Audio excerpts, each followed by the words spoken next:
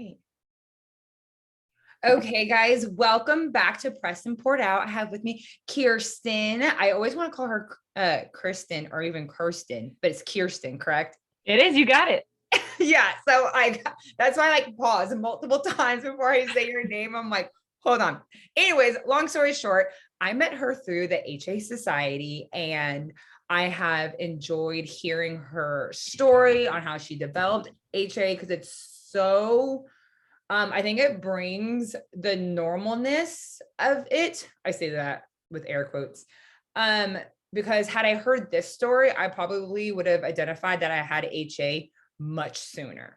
And so that's why I think it's really important to highlight her story, but also she has an amazing testimony in the direction that God has taken her after HA recovery. Please believe that there is life after. So we're going to dive into that. So yes.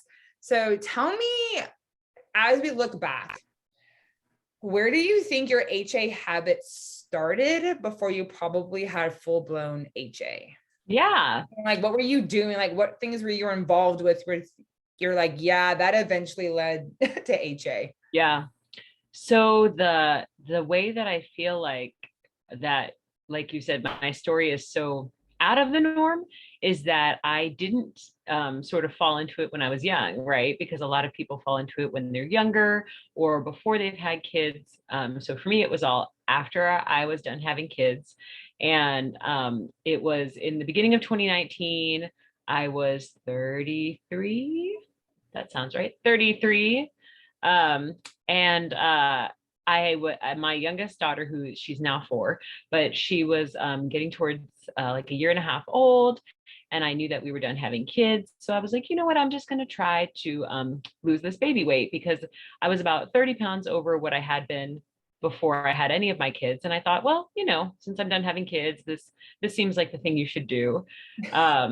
It was just motivated by like, oh, I kind of just want to fit all my old clothes. And once I get there, that number was not a number that I had to achieve. Like being at that weight wasn't from any kind of restriction or any over exercise. In fact, it was still considered in the overweight BMI, but it had been the weight that I was for years and years, truly probably since high school. And it always was normal for me and never had any health implications. And of course, I had 3 very normal pregnancies. So when it began, it didn't start with that motivation of like, I'm going to get to this super shredded, super low weight. It felt like I was just doing what everybody else does. It just felt like I was like doing the thing you're supposed to do when you're done having kids. Like you lose the baby weight, you get your body back, quote unquote. And I didn't feel like losing that amount felt unrealistic, because like I said, I was trying to go back to a weight that I had been for forever, and it wasn't a low weight or a low BMI. So yeah, because a lot of women that I hear that I've met with HA developed eating disorders or different things with overexercise from being involved in sports or different things when they were really young. But that was not my experience. I lived in a larger body for my whole life, always, and I never felt particularly one way or another about it. I had some, I felt ways when people said negative things, or if I was put in a situation where I felt like I was not the norm and I didn't belong with other people, or if clothing wasn't accessible or something like that. But since it didn't have any, I didn't have any health problems and nothing else from it, it was just kind of where I felt like, well, this is what my body is meant to be. You know what I mean? I felt like this was how I was made, and I'm okay with it. And I really was. And so when I originally started, I was totally okay with just 30 pounds. And then I thought I would be done. But of course, that is how these sort of things sneak up on you. And this is not what happened. So yeah, that was what my motivation was in the beginning, was just lose this baby weight, get to where I was before, and then sort of just stay there. And of course, then it spiraled and many more things happened after that. So do you think that even like, you're like, I'm just doing the thing that everybody does after kids? Like you know what I mean? To where like, it wasn't even like, I'm going down this rabbit hole of developing HA, or I'm going, or, like I know for me, I was like, I know things are not out of control as long as I don't ever try to compete in bodybuilding. Like, I don't know why I had that as a gauge But that was my gauge of like, as long as I'm not doing something quote unquote extreme, then like I'm perfectly fine to go about and do this. Right. And so for Yeah. you, like, you're like, I'm done having kids. I just kind of want to see what I can look like, losing some weight. And what's interesting is that this in itself isn't a bad thought or feeling. So this isn't to shame anybody that's had this bad thought or feeling, but it is an entry point that takes us down this road. And we don't always know where it ends. And we live under this false pretense that we can control how far we take this, right? Yeah. So how did you start to feel like, oh, I started to lose more and more control going down this road? Like, and you may not have felt like you were losing control, but where, like, looking back, where you're like, oh yeah, that got really addicting, like the compliments got really nice, or I was just seeing all this progress. Like, where were those like moments for you where this kind of like picked up speed faster than you thought? Yeah.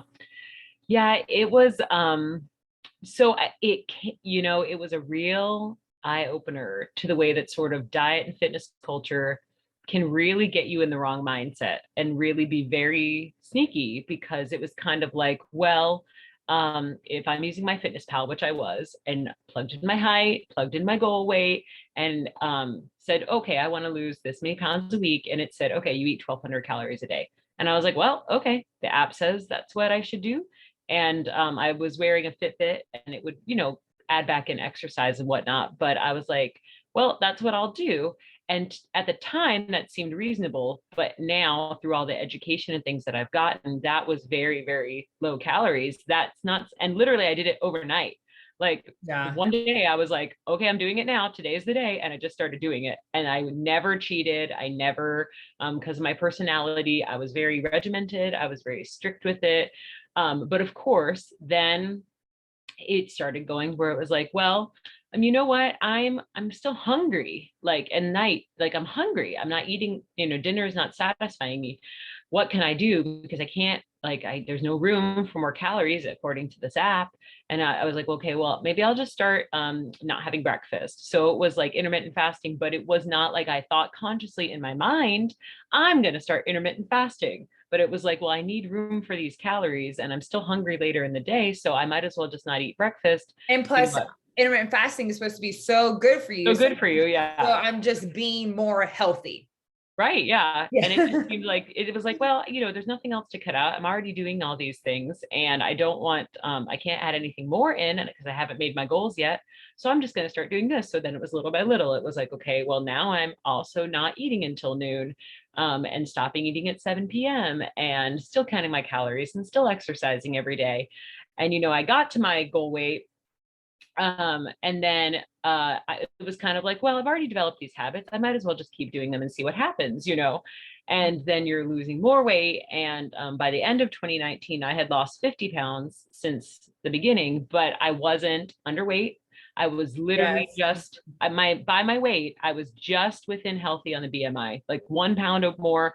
I would have been considered overweight. Like, I was not by any means, anybody looking at me and my body would have just seen like, she's fine, like sort of average, like nothing extraordinary. But for me, it had taken an extraordinary effort to get there. You know what I'm saying? Yeah. And what this really brings up is HJ starts off, no matter where the entry point is, of this, like, consciously and subconsciously deciding that our internal cues are no longer sufficient, important, or should be prioritized, and every other external cue is king, such as the BMI, such as, sorry, I don't know, but yeah, such as like the BMI, such as, well, my fitness pal said it's this many calories, even though I'm hungry, right? Well, the BMI says that I'm quote unquote normal, even though like that took extreme to get me there, right? And so I do think that it's really then hard to, early in that stage, I think it's hard for us to say, hey, I don't think I'm going down a right path, when every other external source is telling us you're normal, welcome to normal, like welcome, like you've arrived, like you're in the normal range now. Because I know that I talked about it on the last episode, that when I was at my leanest, so I was down to like 13% body fat, I was still considered overweight according to the BMI scale. Yeah. Right. Meaning that for me to recover, I had to, thankfully, I didn't give much care to the BMI, because like when I was that lean, I was like, there's no way that I'm overweight and you're not going to tell me I'm overweight. But then having to then go to the doctors and then be in the BMI of obese, being like, no, I'm actually really healthy, is a whole other mind trip, because then it's a whole other external source saying like, no, like you were normal before, type of thing. But that was a rant. But circling back to, it's amazing that in the beginning, this all starts by us devaluing our internal cues. Yeah. Oh yeah. And I said to my husband, like at the time, I was like, you know what? I have found that I'm just pretty hungry. The only way to really do this is that you just have to ignore the fact that you're hungry. like all the time. All the time. Yeah. Yeah. Like really hungry at first. And then of course, eventually that went away. And I thought that meant that I was getting better, but eventually found out it just meant my body was like, well, you're not going to do it. So we're just going to stop telling you. Yeah. But yeah, it was by the end of 2019, I did not feel bad. Like I had not started feeling any repercussions from it. But I think the end of 2019 was definitely where I felt the mental shift. And I almost think if I really had to pinpoint it, was at the end of 2019 was when I officially sort of like made a Facebook post that was like, hey, I lost 50 pounds this year. Look at me. Because up until then, I had never said like, I'm losing weight, because I was still in the mindset of like, well, I don't really know if this is going to work. And I'm not trying to put myself out there and people think I'm a failure.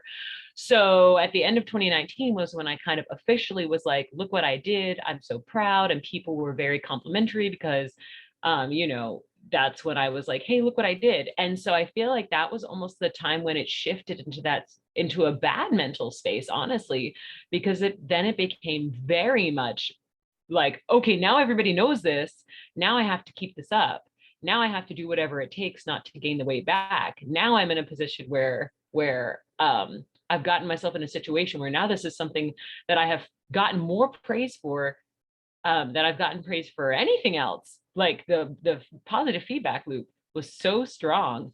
And I think that's truly where it became worse mentally. And that's really motivated a lot of my feelings now on how I interact with people who are posting that same kind of thing, or people who are saying they're going to start a weight loss journey or asking how to lose weight. Like a lot of that informs how I believe about it now. It's really changed my thoughts on praising weight loss as the greatest good that somebody can do. Yeah. No, we're going to get into that, because I know that like the takeaways are like, where do I begin? Like I actually don't even know how much, I don't even know if I can concisely in one episode or within like an hour even describe the amount of like things that I have changed based on just that experience alone. It's just a lot. So when did you, so here's the thing. I know that I had HA for probably like 5+ years, but I didn't start feeling bad until 5 years in it. Right. To where like I made a post the other day where everything's fine until nothing's fine. And then it was like this rapid decline, like, right. But how long until like, you're like, I think that like something's not, like, I'm not feeling my best, or maybe you didn't get to that point and you were lucky, right? And no, I did. So in February of 2020 was, my period was late, which was very unusual. It was always very exact. Well, if I have also realized it went from being like exactly 30 days or pretty much 30 days. And then it was like 28 days, 27 days. And that was sort of the end of 2019. It was getting shorter, but I thought, well, it's just getting more exact. 70 is not outside the realm of normal, but it was shorter for me. And then February 2020, it was late. Like, I think it was like 10 days late, maybe 12 days late, but that was very unusual for me. Very out of the norm for it to be late. And I was like, well, this is weird. You know, we're done having kids. We know we can't like medically have more kids. So I was like, I'm not pregnant. I'm not pregnant. So what is this? And I was like really baffled. And then I didn't have a period at all in March or April of 2020. And in April of 2020, I had seen my OBGYN for like my annual, and I explained everything to her. And she was not particularly concerned. She was like, well, you know, if you have 3 months without a period, you can do a progesterone challenge for 5 days, and then you'll bleed, and then it will get you bleeding again. So if you don't get one in 3 months, come back and tell me. And I was like, okay. And she didn't say anything. Well, she was like, well, you know, it could be PCOS, and kind of went over that and looked for cysts, and there wasn't any cysts. And it was kind of like, well, it's not PCOS. And didn't check like my LH or my FSH or anything like that. But it was kind of like, well, it's not PCOS. We've ruled that out. So just let us know if it doesn't come. And meanwhile, I did get one in May 2020, but then I had gained like a little bit of weight, like maybe 1 to 2 pounds. Of course, it freaked me out because my identity at that point was in the fact that I had lost weight and was being successful at that. And so in June 2020, I like buckled it down. I was like hardcore, really sticking on these calories, working out extra, like cardio and weights every day, an hour at least. And then June 2020, no period, and did not get it back until I, you know, recovered. So that was really the point at which it was like, yeah, I'm going to really buckle down on these habits. And there was a direct correlation. Now I can say there was a very direct correlation to getting very aggressive, but there was also a stress component. Obviously, it was the pandemic, but I was putting myself under a lot of pressure to do so. Like, it was like, I'm going to do this. I'm going to be so exact. I'm going to follow the rules. I'm never going to deviate. You know, I'm going to do exactly what I intend to do. And I'm going to do it exactly the way I'm going to do this right every single day. Did not take a day off of exercising in 2020 at all, through any kind of illness, whatever, never took a rest. But I did at that point start seeing other symptoms. That's so, as you were talking, I feel like the Lord just like popped this in my head of, I feel like sometimes, and I don't think that this applies directly to you at all, but like your story, like I feel like so many people are going to be able to relate to this story, right? Or like, because it's so normal. It's so normal. But I'm like, what drives us? And obviously there's so many things, but I feel like weight loss and losing 50 pounds, like I lost 40 pounds, right? And you would have thought that I was a local star. Yeah. And I feel like that's what happens, is that subconsciously, I think we're all striving to be successful or to be success. And it's like, oh, so you're not like a millionaire, or you're not like Elon Musk, but you can be your own success by losing this much weight and keeping it off. And I think that's where this thought triggered it of 1 to 2 pounds. As we look back healed, we're like, it's 1 to 2 pounds. Like you just didn't take a poop, right? Yeah. But for us, it's like, don't you dare touch my identity or my success. Yeah. Right. And so I think that's what it is, where it's like, oh, lose this much weight, fit into the ideal mold, and you can be a success too. Yeah. Yep. And it very much felt like a belonging, a sense of like, I fit in, I belong. Life is, it's easier to just get along, and just any group, anywhere I go, I'm just thin and feel just sort of average and normal. And I've done the thing that people just sort of aspire to do or whatever. But yeah. Like success, like I am a success. Yeah. But that was definitely when I started feeling the other physical, noticing falling out, my nails being weak, having to pee all the time, like pee all night a night. Yeah. Oh, my internet's breaking up. I did break. And this is the best part. Y'all, my internet said that it was fast. Okay, so hold on. So like you had like your hair started to fall out. Was there Yeah. something before that? But Oh you no, and my nails were breaking. 100%. Yeah. I mean, I would get like manicures and just the gel. Not that it is great and not that I do it now, but the gel would destroy my nails. It would Oh yeah. absolutely just because I just didn't have strong nails, regardless of like whatever multivitamins. But you said that your hair is falling out, nails, and then Peeing all the time. peeing all the Yeah. time. And then I think that you just posted in the HA Society something about your cholesterol, right? Yes. Yeah, that was in August 2020 at like my regular physical. They said my cholesterol was high and they wanted to put me on cholesterol medication. And I was like, well, that's not really possible because I am the smallest I've ever been and I work out every day. And I was like, no, I'm not going to take that. But Thank yeah, goodness you didn't, right? And but like, yeah, yeah, and so just so everyone knows that low estrogen causes an increase in LDL, right? Like that is a side effect, right? And hence also low hormones. Think about if like your body is lacking on the fuel coming in, it's going to shut off the non-essential things such as hair, nails, reproduction, you know what I mean? Just all these different things. So it's been really interesting. And even so much of how much gastric issues people have had yeah. related to HA where or even so I was listening to this one episode and it was talking about how unresolved stress gets stored in our gut and how it slows down gut mobility, but also it winds up producing autoimmune symptoms, right? So just like you could have been taking medication for like high cholesterol, and that's actually not like that would have sent you down a whole other path when really actually just getting your hormones back up and running would have taken care of it. And so where's your cholesterol now?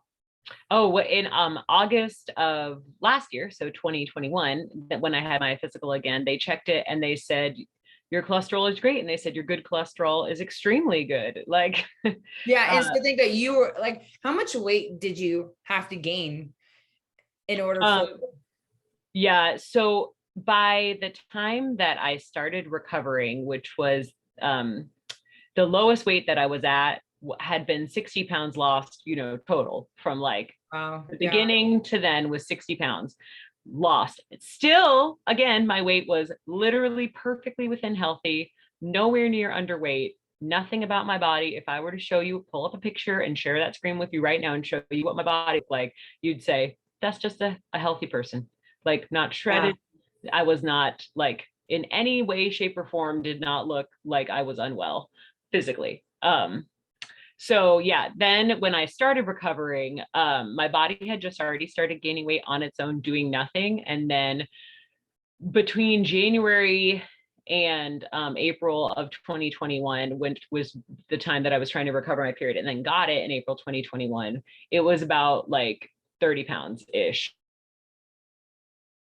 a little more afterwards. But yeah, that was from time to time. It just, from absolute lowest to what I was to recover was 30-ish pounds, Yeah. and give or Yeah. take. And that can be so walk us through what exactly for you were you like, how long did it take you to recover?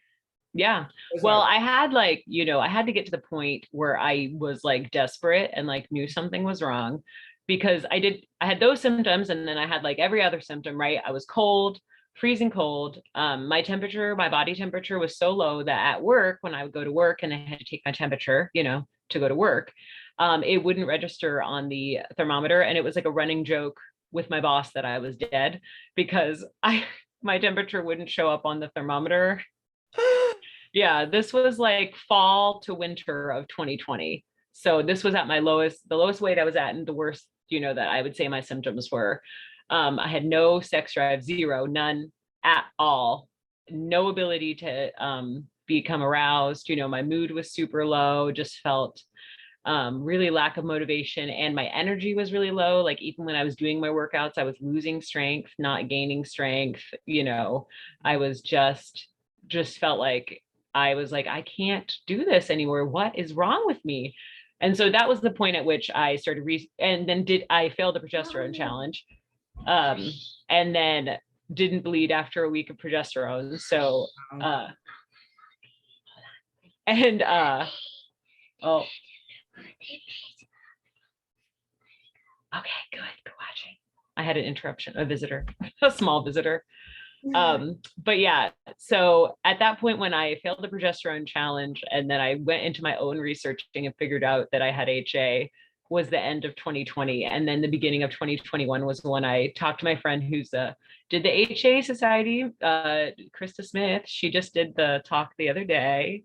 And so she worked with me to get me on the right path for nutrition and stuff. But I came at her with everything and said, this is what I think is wrong. And she was like, yes.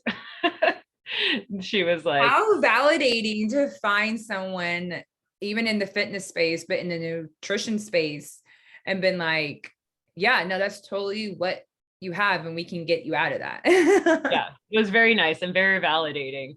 And she was very understanding when she's like, you have to, you're going to have to increase your calories and decrease your exercise. And I was like, honestly, I can't do it all at once. I was like, I can't just stop. I like, it's too ingrained. It's a bit too much at this point, part of my identity. And it really is painful to do this, but I can't go on like this, feeling this way and knowing that something is wrong when I could fix it. So let's find a way that will work for me. So she helped me increase my calories every week, little by little, and telling me how to do that by, not changing what I was eating, but changing the composition of my meals, adding full fat dairy instead of low fat dairy, and adding in actual peanut butter instead of peanut butter powder, and adding, just adding back in things that you had taken away.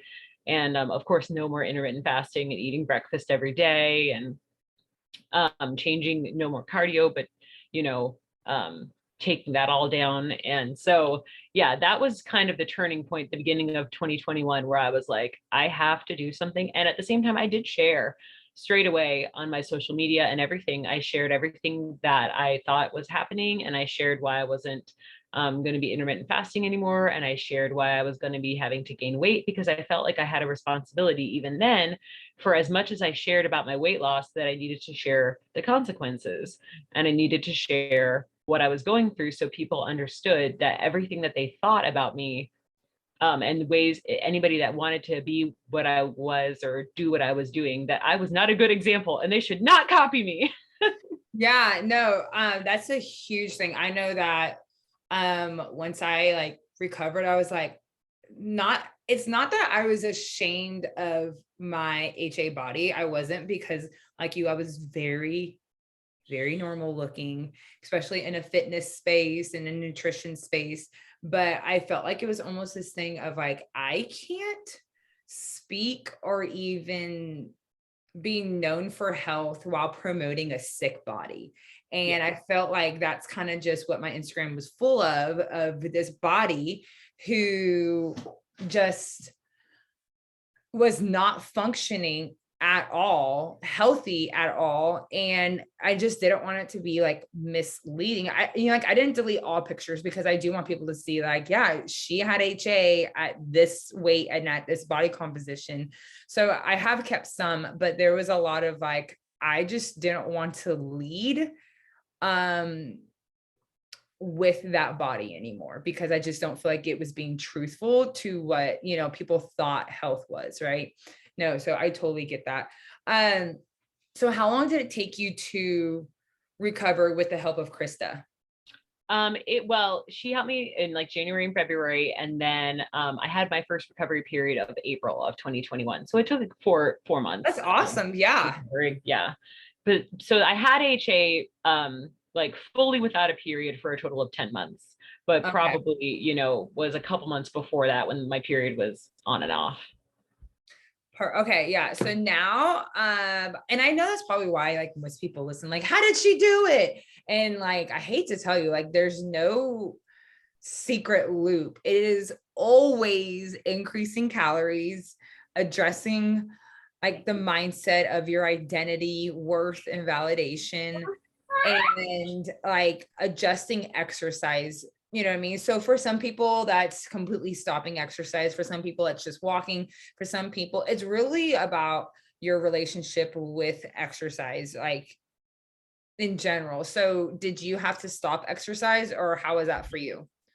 Eventually I did, but in the beginning, like I said, it was difficult. I didn't want to give it up. I wanted to be able to, but I had to take it like down so many notches, you know, to doing far, far, far less, not cardio at all, you know, maybe just walking or doing weights.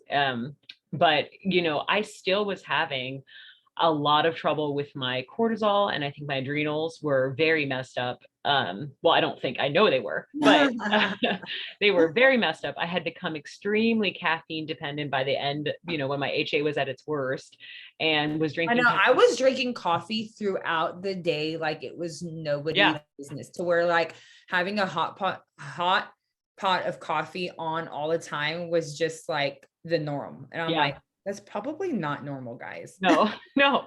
And I stopped caffeine in the beginning of my recovery, and I was like, I have to fix, because I was, you know, just so anxious. My mood was affected, and I didn't want to prolong it. But at the same time, there was a real sense of like loss when you're having to give up those things. And so I did it over time, but I also had the awareness and the community, because I joined the HA Society in March of 2021. So I've been in there a year, a little bit over a year now. So uh yeah, so I joined that, and I had the ability to talk to other people who'd been through it, and the ability to say, this is what my body is doing, this is how my body is responding, and to get the advice um of like, well, then you need to take down the exercise more, or you need to eat more calories, because my periods were still not quite right, you know, for the first several months. And my goal was to have them be back, but also be healthy, and be predictable and have good ovulation, you know, and just come back to a point where they were normal. So, and not just sort of be fighting it.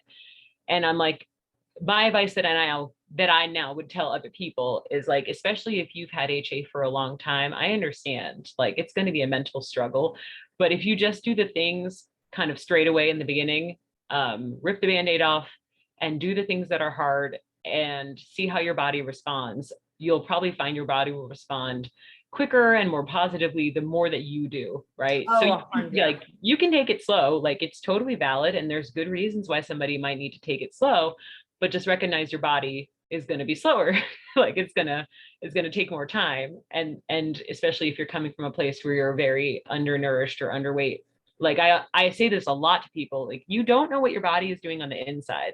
Like you don't recognize, like, you know, maybe the things on the outside that you can tell, but if you imagine all of the physical repairs and things that your body is having to do, it's going to take a lot of calories and a lot of resting for your, and people will say, you know, I have pain, or I have this or that. I'm like, yes, because for so many months, your body was fight or flight, right? Your body was cortisol high, adrenaline high, just trying to get you through the day and not die, like literally just trying to keep you alive. And now that you're allowing it to heal, it's going to feel bad at first, because you're like letting all those months or years of pain and like injury or whatever that you have been just masking with, like, you know, your body's fight or flight mechanisms have been just covering all of this, and now you're really just letting it heal, and it's going to hurt for a little bit, but you're going to have to get like persevere through it, but give your body what it needs through that, because the things that it's having to do on the inside, you know, because you just don't know, because HA, you know, your bones are at risk, your heart is affected, you know, all kinds of, Cholesterol. Like yeah, there's, I don't think that there's a section inside of our body that's not touched or affected by HA. And that isn't like a doom sentence, right? Because the yeah, ironic thing is that like this actually can be quickly reversed. yeah, Right. It can be quickly reversed, but you said, I like what you said. Is like a lot of the times we want to take the slow route when it comes to mindset, but yet we want to fast like recovery. We're like, it doesn't quite work like that, right? To yeah. where, no, yeah, I 100%, yeah. So, but so you recovered in 4 roughly like 4 months. But then how long did it take you for your periods to actually return to normal? Because I know that you stayed working on this. Like it wasn't just like, okay, bye, I got my Yeah. period, type of thing. Yeah. But like, how long did it take you to optimize your cycles? Because I think you were having really long follicular waves. Yeah. Follicular phases. Yeah. So almost like delayed ovulation. Yeah. Yep. And it was interesting because, there's a level of, your first cycle to your second might be wonky, your second to your third might be a little weird. Give it a minute, it might be over 30 days, over 40 days. But, if you're much over that, you should probably like think about your habits. Well, mine were staying like the first, second, third, fourth cycles. And then I think even my fifth, we're staying around 35 to like 45 days ish cycles. And my follicular phases were staying long, like ovulating on like day 20, day 22, which is long. And then having normal luteal phases of like, whatever, 12, 13, 14 days. And I was like, really, it was a goal of mine to get it to be normal. I was like, I don't want this delayed ovulation. Yeah, that's a sign to me that something is not quite right and that I could make some more changes. And so talking to you and Danny and a lot of the other ladies, it was like, well, look at your sleep, because I was still having issues waking up early.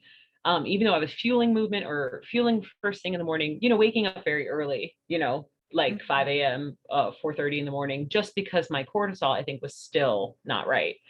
And my sleep cycles were still not right. So working on that, trying to make sure that I was sleeping enough. And then when I was waking up, that I wasn't starting to do things right away, that I was moving slower, that I wasn't drinking, of course, still not caffeine, but that I was fueling in the morning and that I was trying to reduce my stress as much as possible. But at the same time, I think there was still an aspect too of like opening up away from any restrictions that I may have had, even mentally, about food or like different things like that. You still have to consider, like, am I still unintentionally maybe restricting things? Am I still in the back of my mind counting calories? Am I still like trying to control my body to some respect? And so I worked on a lot of that stuff too. And I feel like those things in combination were what helped me get it back to where it needed to be. And just really letting my body rest, where I had been trying to hold on to that exercise component, because I was like, well, I got my period back while I was exercising a little. So it's okay if I keep doing it a little, but I really had to stop what I was doing to get my periods back to where they belonged, which I think is the message that I try to send. Is like, look, you can do it, but at the same time, you may be putting yourself in a position where there's more work to do in the back end. Yeah. So, Yeah. Like no one gets to escape the fact that these things have to be done. Yeah. So the work has to be done. Yeah. So the longer you live in fantasy land of how much can I get by, like that land, Yeah. then it's always going to be like, okay, well, just be prepared that this is going to be way longer than you probably want or even imagined. Yes, 100%. So now I kind of want to like shift gears. So hold on, how long did that take to optimize? Well, once I think I changed those things in maybe October of last year. It could have been September, but I was like, okay, I'm going to do those things, sleeping and resting and fueling it more and whatnot. And pretty much the next cycle I had was like right around 30 days. Like it was pretty quick. Like, yes, I love how quick the body heals, right? Yeah, it was pretty clear that that's what the problem was. That's so good. The body does not lie. The body does not lie. Okay. So I kind of want to shift gears and more of like, what was the hardest part of your HA recovery, whether it's mental, physical, spiritual, emotional, like looking back, what were you like, gosh, man, that absolutely sucked. Like that was painful. Yeah, I think the hardest part was there's the mental part for sure, but letting go of just the physical identity that I had for such a short amount of time. It felt unfair. Like I even said to Krista, I was like, it feels unfair that my body's, natural weight, the weight that my body seems to want to be at and is healthy at is overweight, quote unquote, by the BMI, is larger. And she's like, I know, I understand. But like, she didn't argue. She didn't try to tell me, and you should try to be smaller. She just said, yes, but that's your body. Like, Mhm. and it felt Yeah. unfair. It felt unfair that that would be but why is it my body have to be larger when other women are much, much smaller than me and had HA, and their recovered bodies are smaller than my body was when Oh I yeah. got HA. Yeah. I'm Yeah. like, don't even come at me. Not that it's not valid, but I'm just like, tell me about, tell me Yeah. about that. I know. I see people say, because I had I've seen people say things like, I've gotten my body fat percentage up to like whatever, 20%, 21%. And I I still had don't. to go well above that. My body Yeah. was Well, I told them, not having it. that's what I say. I'm like, I developed HA when mine was at 20%. Yes. So I'm like, I'm just saying that maybe that's what I try to say to people. I'm like, I know this is large for you. I'm like, but it may still not be what your body needs. Like you may Yes. think this is enough, but it may not Yes. be enough for you. Yes. I love that. I But love that that. was hard. It was hard for me to understand it, which is why I understand why it's hard for other people. And that was hard. It was just hard to say like, but why can't I be this size and have a period and feel like, I don't know, that real sense of like sort of being the not objective, but just being like what is perceived as healthy from the outside world. Why can't I walk around and be able to be perceived as healthy? But then again, it's made me recognize that a lot of the people that we might think are healthy are probably not, because they're Yeah. probably doing things that are restrictive, and they're probably doing things that are not good for them in some aspect, whether it's mental or physical. But that was very hard. Letting go of that piece of it was hard, just because there had been so much praise for it, like the level of praise. Yes. There had been just so much from everywhere, from every side. And you just don't, like, I don't walk into rooms and have people walk up to me now and say, you look so good. Like, it doesn't happen anymore, which is fine. But it Yeah. was nice, like, when it does happen all the time, you kind of get used to it and you like it. So would you say that even probably on a spiritual level, that it was having to let go of the external praise from others and really being okay with like what like God says about you, like learning Yeah. that that is enough and is actually way more filling and satisfying than like the external allure of praise. Yeah. And there was an aspect of control, as you know, with all of us, but there was Yeah. an aspect of I am so good because I can control what I eat and control how I move. And I'm not lazy because XYZ. I can prove I'm not lazy because you see how much I move. I'm not lazy. You think I'm not self-disciplined? Like I'm not, I don't have a problem with food. Look how good I am at controlling how much food I eat. Like I'm in Yeah. control, I'm so disciplined and controlled. And it was a very a kind of control that took away from other things in my life. Yeah, I'm Yeah. actually I'm working on a post that talks about how control is actually a false sense of confidence. Like we think that we're the most confident whenever we're controlling our workout, our body, our food, and we're like, oh, well, like I just feel good. I just feel, and what I believe people are trying to convey is like I just feel really confident with my life and what I'm doing and with my body. But is that really confidence if control's involved? Yeah. Right. So that kind of leads, and you may have already kind of answered this, but like what areas do you feel like you've grown spiritually? Yeah. Probably like the area of control, like, Yeah. I mean, I Yeah. know And recognizing, I think, just the way that I put my goals and my body in that position of um in that higher position than they had been before, where I set those things as like my non-negotiables, but that means everything else became a negotiable, right? So like yeah, if yeah, my non-negotiables are that I only eat this many calories and I have to move this amount every day, then everything else you will compromise. You'll compromise time with your friends. You'll compromise time with your family. You'll compromise eating out, or you'll compromise time with the Lord. You'll compromise everything else for the sake of maintaining that particular body, if you're doing all these things to do so.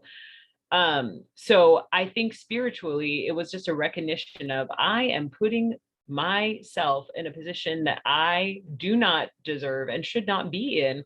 I am totally neglecting all the other things in my life that the Lord has given me. Like, he's given me children and a husband and a church and friends and a job and all these other things, where I am supposed to be his light. I'm supposed to be, walking with him, and all I'm doing is sitting around all day thinking about if I'm going to be able to get my steps in for that day, and if I'm going to be able to go to bed without going over my allotted amount of calories. Yeah. And I think that sometimes we naturally try to resist well, just because I care about my steps doesn't mean I don't care about the Lord.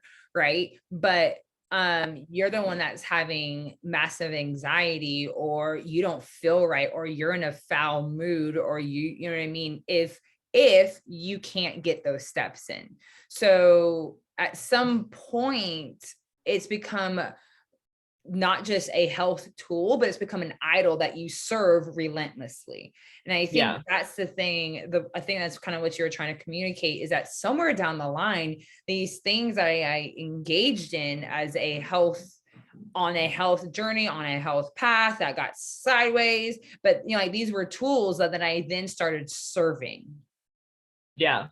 And so that's a really tough pill to swallow. And a lot of people have so much resistance, like just saying that. They're like, whoa, Yeah. And my example that my husband, so the big issue, which was before I knew I had HA, but this was a real indicator of what was, happening, this was July 2020. So we had an opportunity to have like a date night. Our friends of ours said they'd take all three of our kids overnight.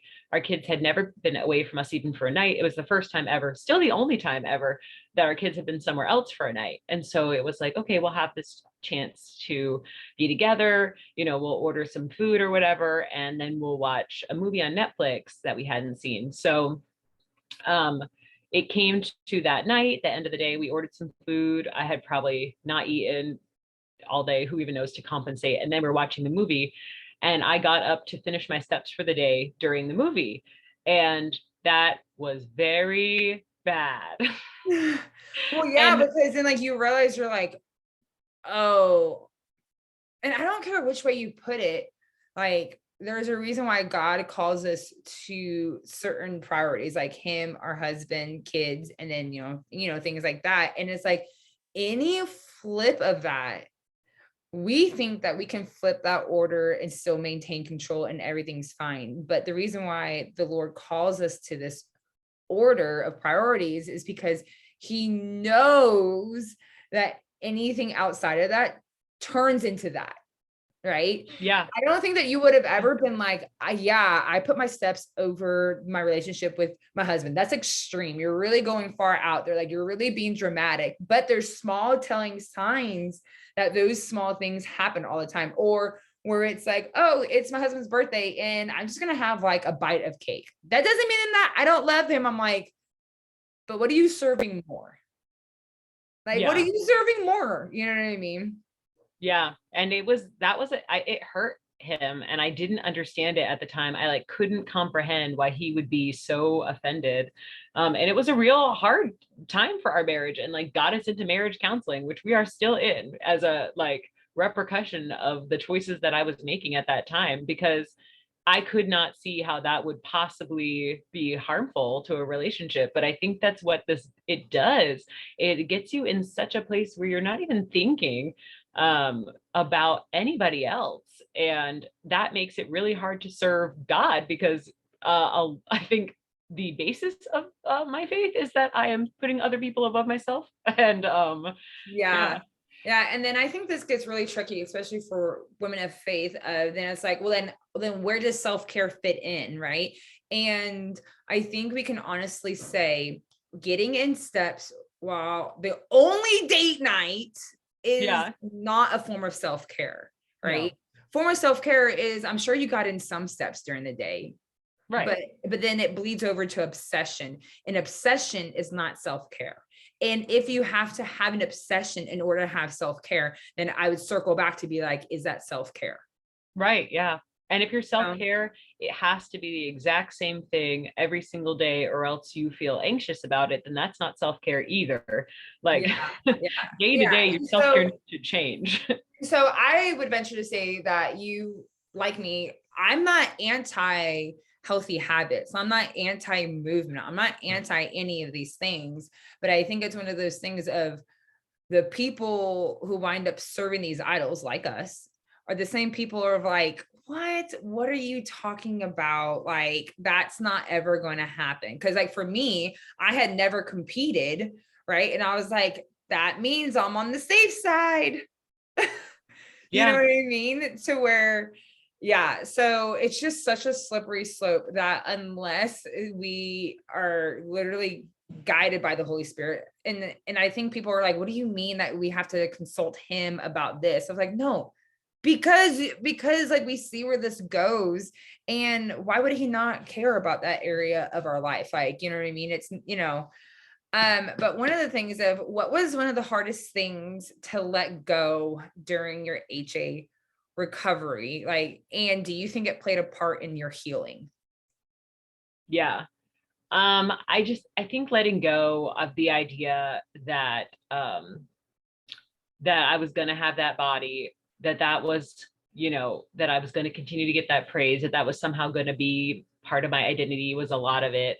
But a lot of it was saying like, whatever other people's perception of me is, in whatever body I'm in, has nothing to do with my worth. Like somebody else's perception of whether or not I'm healthy as I walk down the road or go into a store or whatever, whatever somebody assumes about my health or my habits, has nothing to do with my value. It has nothing to do with me. It probably speaks a lot more to them than it does to me. But I loved the idea that I could just walk around and people would just look at me and assume positive things about me. That was a nice feeling. And letting that go was very challenging. And a lot of it was like a lot of prayer, a lot of saying like, a lot of feeling out of control. And I didn't like that at all. Yeah. I did not like seeing my weight go up and up and up and up and feeling like, when is this going to stop? Can it? And feeling totally like, I know I'm like doing the right thing, but this feels out of control. Lord, can you just make it stop? Like, Oh yeah. I think anytime that we start to separate worth and morality away from our body, which is so interesting, again, hence why do we need the Holy Spirit? Because weird things like this happen and we're not the only ones, you know what I mean? But the simple fact that like we're like, oh my gosh, at some point down this rabbit trail, I have associated good, bad, or morality or worth with simply an appearance, right? And so it just gets so tricky in that way. I think I lost you. I think you froze. I'm gonna wait for you to circle back around. Ah. Oh, there you are. Okay. So last question. What is one area where you felt like the Lord was wanting to address during HA that you're like, really right now, like you want to talk about this right now? Like I'm in the fight of my life with my mental sanity, like my confidence, like all this, and you want to talk about this. yeah, I, it was interesting because I just found a lot of time where I just had to analyze, like, how did it get here? Why did this happen? What were my motivations? Really trying to figure out where it went off the rails, and really confronting a lot of my thoughts about body, about obesity, about all of that, about body image, about just growing up in a body that was not considered small. And again, objectively, looking at pictures of myself when I was younger, I felt I was in a sort of a very normal body. But at the time of the late 90s, early 2000s, when thinner and thinner was better and better, I did feel outside the norm. And I do feel very strongly. Now, kids today are growing up with much more diversity, much more advertising and celebrity and people out there, there's still work to be done, but there's at least more examples. Like they can at least see people of different body sizes from time to time on TV or in magazines or well, I feel like wherever. It's like a checklist. Like make sure you have diverse body, which is good. Like I'm not saying that in a bad way, right? But to the point of to where it's been such an issue that it's literally a checklist for like social media and all these things where it's like make sure we have diverse bodies, which is extremely important, right? And probably we wouldn't have wound up here had that been the checklist before, but it's so not natural that what I'm making fun of is the fact that we have to have a checklist.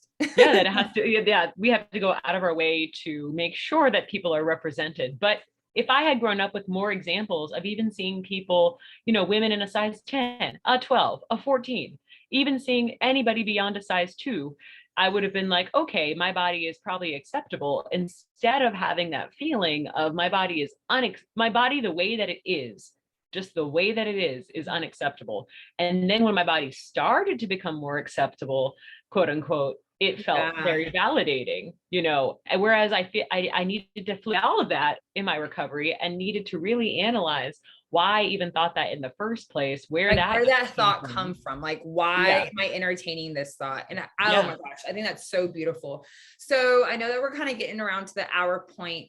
And I definitely want to have you back on because there's another topic that you've kind of been really passionate about, and not saying that like we're 100% pure in this because there's always the Lord to refine it, no doubt. But what has kind of become like your passion of like, just give us a little glimpse of what we're going to wind up talking about later on in another episode of just diet culture in the church. Like, how is that kind of, because I feel like that's something that's kind of come up for you out of this experience as well. Where, like, the church isn't exempt. It's true. Hold on, I'll get it in 1 minute, okay? This is real life. Don't worry. Last time I had a pickup and dogs in my last episode. So this is, there you go. You're sitting down at a table, at a real table. So diet culture in the church has been something that my eyes have been really open to. And just the idea that you would be prescribed any kind of diet in association with, and therefore it makes you closer to God, is a real problem for me. Yeah. Well, we can see that the littles is clawing at you, and that is okay. But I think that's enough to put a seed in their mind of like, oh, just one thing I just want people to look at, and this isn't anything against the church. That's not what we're saying. You know what I mean? The church is full of sinners because we're all sinners and we're all there. But is it possible that diet culture has crept into the church, and have we masked it with, this is the temple? You know what I mean? And so I don't want to go into it because you and I can get into that to like 20th degree. But that's really where I kind of just want to give people just a little bit of a bite of that conversation, because I don't think it's really talked about much. I think people are starting to talk about it. And our goal is to not talk about it in a critical way, but just to bring awareness that something to be on guard against. Yeah. And I think a lot of what I learned is you don't know stuff you don't know. Mommy. So sometimes you just have to have your eyes open, Mommy. And you can change your mind. Like, it's okay to change your mind. Yeah. Mommy. All right. Well, we're going to wrap that up. Thank you for joining us. Bye, little.